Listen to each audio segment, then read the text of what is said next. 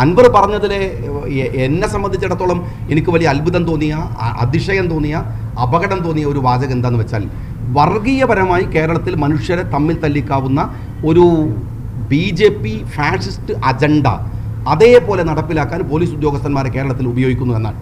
നിങ്ങൾ മനസ്സിലാക്കേണ്ട ഒരു കാര്യം, ഈ അജിത് കുമാറിൻ്റെ നേതൃത്വത്തിലാണ് തൃശ്ശൂർ പൂരം കലക്കിയത് എന്ന് അൻവർ പറയുമ്പോൾ, തൃശ്ശൂർ പൂരവുമായി ബന്ധപ്പെട്ട് ഉദയം ചെയ്യുന്ന നമ്മളുടെ സുരേഷ് ഗോപി അദ്ദേഹത്തിൻ്റെ ജയത്തിലേക്ക് കാരണമാകുന്ന തൃശ്ശൂർ പൂരത്തിലെ ഇടപെടലുകൾ, അപ്പോൾ ഇതിൻ്റെയൊക്കെ ഒരു ബേസ് എന്താണ്? ഇപ്പോൾ ഏറ്റവും അവസാനം മുഖ്യമന്ത്രി പ്രധാനമന്ത്രിയെ കണ്ടിട്ട് അതിൻ്റെ വെളിപ്പെടുത്തലുകൾ ഉണ്ടായിട്ടില്ല. വെള്ളപ്പൂക്കളൊക്കെ പരസ്പരം കൈമാറിയിട്ട് പോരുന്നുണ്ട്. നിങ്ങൾ ഞാൻ പലപ്പോഴും മീഡിയയിൽ സീരിയസ് ആയി പറഞ്ഞൊരു കാര്യമുണ്ട്. തൃശ്ശൂരിലെ തെരഞ്ഞെടുപ്പ് വലിയ അജണ്ടകളുള്ള തെരഞ്ഞെടുപ്പാണ്. ആ തെരഞ്ഞെടുപ്പിൽ തീർച്ചയായിട്ടും പിണറായി വിജയനെ സംബന്ധിച്ചിടത്തോളം അദ്ദേഹത്തിന് തൃശ്ശൂർ വിട്ടുകൊടുക്കേണ്ടി വരും. രണ്ട് ചോദ്യം ഉണ്ടായിരുന്നത്, തൃശ്ശൂർ വേണോ അല്ലെങ്കിൽ മകൾ വേണോ എന്ന്. ഇപ്പോൾ മകളെ കിട്ടി, തൃശ്ശൂർ പോയി. നിങ്ങളൊക്കെ മീഡിയകളിൽ നിങ്ങൾക്ക് വിശ്രമം ഉണ്ടായിരുന്നോ? SFIOയെക്കുറിച്ച് നിങ്ങൾ നിരന്തരമായി റിപ്പോർട്ട് ചെയ്തിരുന്നില്ലേ? എവിടെ SFIO? കിണറ്റിൽ ചാടിയിട്ട് ആത്മഹത്യ ചെയ്തോ? എവിടെ മുഖ്യമന്ത്രിയുടെ മകൾ? സമീപകാല ചർച്ചകളില്ലല്ലോ.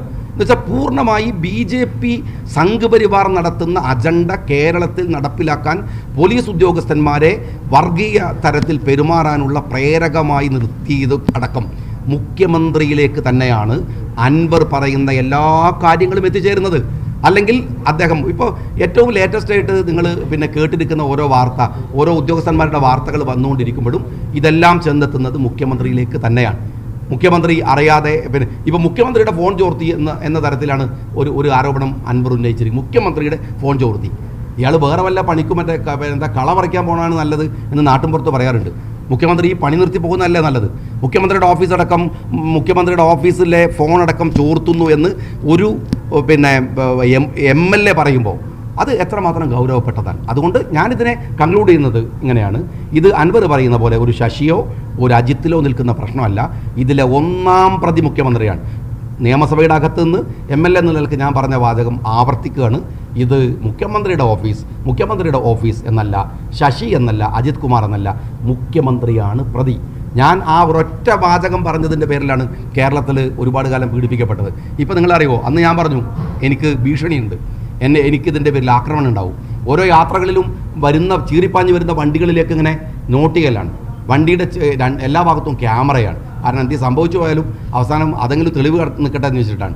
എന്നാൽ ഭരണപക്ഷത്തിരിക്കുന്ന MLA പറയാണ് എൻ്റെ ജീവന് ഭീഷണിയുണ്ട്. അൻവർ സൂക്ഷിക്കണമെന്ന് അനുഭവം വെച്ച് ഞാൻ പറയാണ്. അൻവർ സൂക്ഷിക്കണം. അൻവർ എന്നെ കളിയാക്കിയിട്ടുണ്ട്. അൻവർ എന്നെക്കുറിച്ച് പലതും പറഞ്ഞിട്ടുണ്ട്. അതുപോലെ അൻവറിനെ തിരിച്ച് കളിയാക്കാനൊന്നും ഞാൻ നിൽക്കണില്ല.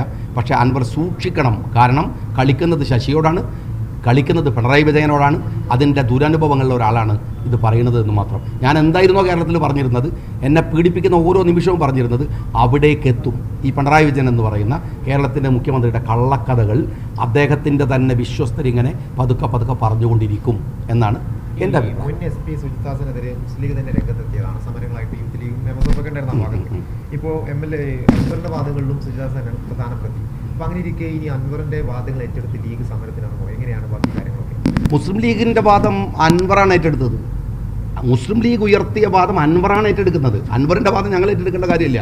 കാരണം ഈ സർക്കാരിനെതിരെ ഞങ്ങളെ സംസാരിച്ചത്.